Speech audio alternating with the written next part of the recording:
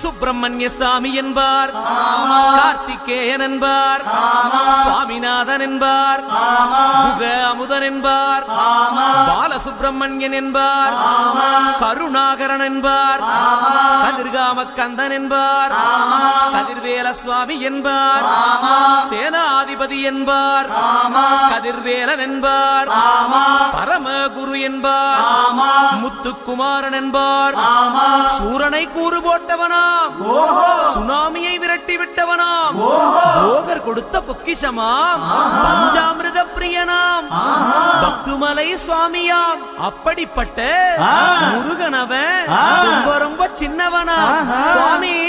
சின்ன சின்ன முருகைய